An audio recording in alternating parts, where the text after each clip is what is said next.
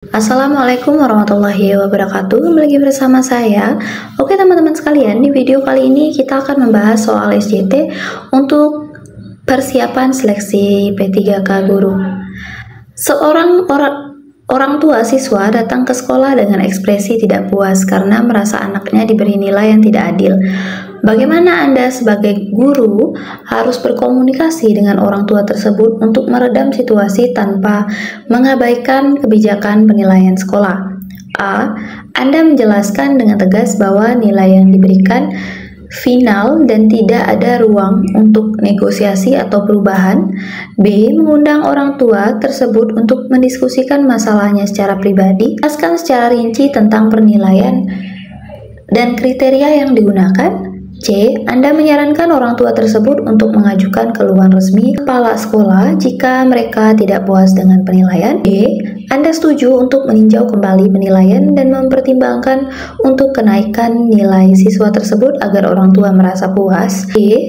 Anda mengarahkan orang tua tersebut untuk berbicara langsung dengan siswa tentang pentingnya berusaha lebih keras di sekolah.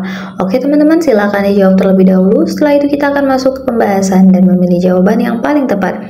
Teman-teman, jika kecepatan, teman-teman bisa pause video ini, selanjutnya teman-teman bisa jalankan lagi videonya. Oke teman-teman, kita lihat di sini ya pertanyaannya, bagaimana Anda sebagai guru harus berkomunikasi dengan orang tua untuk meredam situasi tanpa mengabaikan kebijakan penilaian sekolah. Jadi permasalahan di sini ya, ada orang tua yang tidak puas karena merasa anaknya diberi nilai yang tidak adil. Bagaimana untuk menyikapi hal tersebut? Pilihan sampai E, kira-kira yang mana yang paling tepat dan yang memberikan solusi yang terbaik untuk permasalahan yang ada di soal. Yang negatif langsung kita eliminasi ya. Nah, kita lihat yang A. Anda menjelaskan dengan tegas bahwa nilai yang diberikan final dan tidak ada ruang untuk negosiasi. Artinya ini tidak ada perubahan dan tidak ada solusi. Yang A kita eliminasi. Kemudian yang E, Anda mengarahkan orang tua tersebut untuk berbicara langsung dengan siswa tentang pentingnya berusaha lebih keras di sekolah. Ini sedikit positif, kita checklist terlebih dahulu. Lalu yang D, Anda setuju untuk meninjau kembali penilaian dan mempertimbangkan untuk menaikkan. Ini kurang tepat ya, hanya setuju tanpa ada pertimbangan. Terus yang C, Anda menyarankan orang tua tersebut untuk mengajukan keluhan resmi. Ini tidak boleh nih karena putusan tidak diambil teman-teman, karena harus ke kepala sekolah. Seharusnya teman-teman yang menjadi guru kelas, teman-teman harus bisa memberikan solusi yang terbaik. Kemudian yang B, Anda mengundang orang tua tersebut untuk mendiskusikan masalah secara pribadi, menjelaskan secara rinci penilaian dan kriteria yang digunakan. Ini positif ya. Jadi kita lihat dulu teman-teman, antara B dan E kira-kira yang mana yang memiliki skor tertinggi. Nah, yang memiliki skor tertinggi itu adalah di option B teman-teman. Dengan cara Anda mengundang dulu orang tua tersebut untuk mendiskusikan nilai anaknya secara pribadi ya.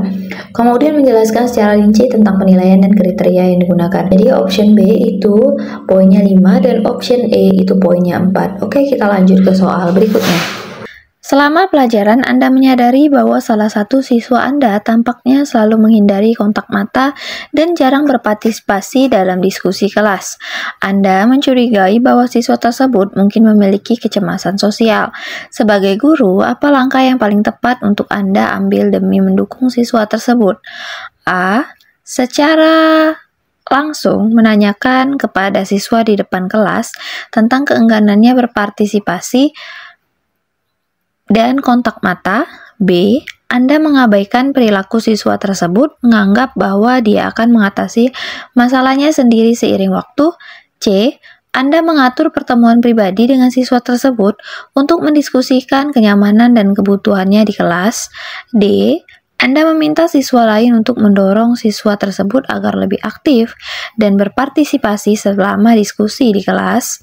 E. Anda secara rutin memilih siswa tersebut untuk menjawab pertanyaan di kelas agar ia terbiasa berbicara di depan umum.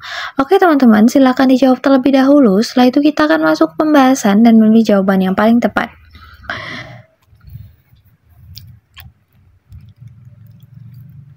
Oke teman-teman, nah pertanyaannya di sini ya, apa langkah yang paling tepat untuk Anda ambil demi mendukung siswa tersebut? Nah, dari permasalahannya yang ada di soal ya, anak tersebut enggan untuk diskusi di kelas. Jadi jika ada kerja kelompok, diskusi kelompok, anak itu tidak aktif ya. Nah, kita lihat dari A sampai E yang mana yang kira-kira yang memiliki solusi yang tepat untuk mengatasi permasalahan yang ada di soal. Nah, kita lihat di sini ya. Yang A, Anda secara langsung menanyakan kepada siswa di depan kelas. Nah, ini secara langsung di depan kelas, artinya kelihatan oleh teman-temannya. Ini kita eliminasi ya teman-teman. Terus kita lihat lagi pilihan yang B, Anda mengabaikan. Kata-kata mengabaikan ini sudah negatif, kita eliminasi langsung. Kemudian yang E, Anda secara rutin memilih siswa tersebut untuk menjawab pertanyaan di kelas agar ia terbiasa berbicara di depan umum. Ini juga positif, kita checklist. Terus yang D, Anda meminta siswa lain mendorong siswa tersebut agar lebih aktif. Ini kurang tepat. Kita lihat yang C, Anda mengatur pertemuan pribadi dengan siswa tersebut untuk mendiskusikan kenyamanan dan kebutuhannya di kelas. Nah, ini positif ya. Nah, antara C dan E, kira-kira yang mana yang memiliki solusi yang tepat untuk mengatasi permasalahan tersebut? Yang paling tepat itu adalah yang C, memiliki skor 5. Anda sedang bekerja dalam sebuah tim yang terdiri dari beberapa rekan guru lain untuk menyusun kurikulum baru. Namun, tim Anda menghadapi perbedaan pendapat yang signifikan terkait beberapa aspek penting dari kurikulum. Sebagai anggota tim, bagaimana Anda sebaiknya berkomunikasi untuk mencapai kesepakatan yang konstruktif? A. Anda menegaskan pendapat Anda dengan kuat, berusaha meyakinkan tim bahwa ide Anda yang paling benar. B. Anda menghindari konflik dan setuju dengan mayoritas, meskipun Anda tidak sepenuhnya setuju dengan keputusan tersebut. C. Anda mengusulkan untuk melakukan voting di mana keputusan akan diambil berdasarkan suara terbanyak. D. Anda mendorong diskusi terbuka di mana setiap anggota tim dapat menyampaikan pendapat dan alasan mereka sebelum mencapai kesepakatan. E. Anda mengusulkan untuk mendatangkan mediator atau pihak ketiga netral untuk membantu menyelesaikan perbedaan pendapat dalam tim. Oke teman-teman, silakan dijawab terlebih dahulu. Setelah itu kita akan masuk pembahasan dan memilih jawaban yang paling tepat. Nah, teman-teman bisa lihat di sini ya pertanyaannya. Sebagai anggota tim, bagaimana Anda sebaiknya berkomunikasi untuk mencapai kesepakatan yang konstruktif? Jadi kita di sini sebagai anggota tim ya, dan pada saat itu ingin menyusun kurikulum baru ya. Namun, di dalam tim tersebut ada perbedaan pendapat yang signifikan. Jadi, bagaimana solusinya untuk menyelesaikan perihal yang ada di soal?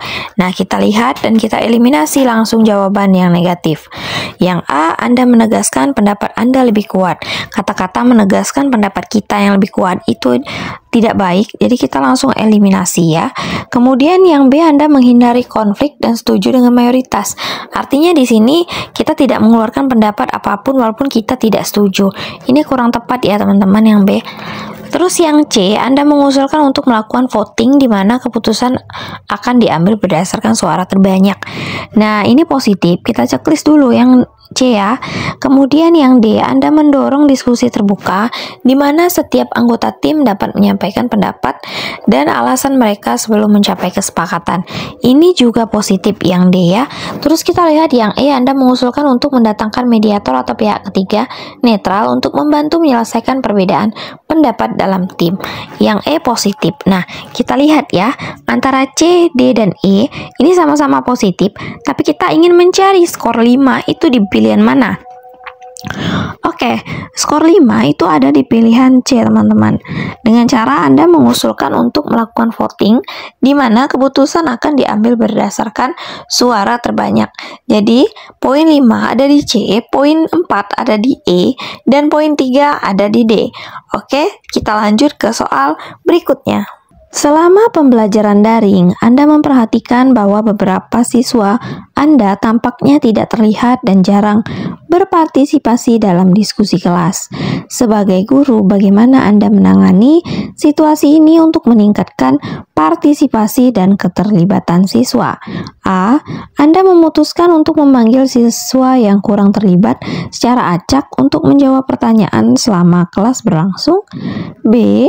Anda mengabaikan masalah tersebut, berpikir bahwa siswa akan lebih terlihat jika mereka merasa siap. C. Anda memberikan tugas individu tambahan kepada siswa yang kurang terlibat untuk mendorong partisipasi mereka. D. Anda mencoba mengadakan sesi satu-satu secara daring dengan siswa yang kurang terlibat untuk memahami hambatan mereka dan memberikan dukungan. E. Anda menerapkan metode pembelajaran yang lebih interaktif dan kolaboratif seperti diskusi kelompok atau proyek berbasis tim. Oke teman-teman, ini merupakan pertanyaan bonus. Teman-teman pause dulu videonya, terus teman-teman lihat yang mana jawaban yang paling tepat ya, antara A dan E yang mana. Ketika teman-teman sudah menjawab dan ketemu dengan jawaban teman-teman tulis di kolom komen, sertakan alasan teman-teman kenapa teman-teman memilih pilihan ganda tersebut. Oke, mungkin hanya sampai di sini video kali ini ya. Nanti kita akan upload video-video lain tentang pembahasan soal SJT, manajerial, sosiokultural, dan wawancara lainnya. Nah, untuk teman-teman yang baru gabung di channel ini atau baru mampir ke channel ini, silakan di-subscribe terlebih dahulu dan aktifkan tombol lonceng serta tekan like, karena setiap teman-teman tekan subscribe dan aktifkan tombol lonceng, teman-teman bisa mendapatkan notifikasi ketika channel ini upload video terbaru.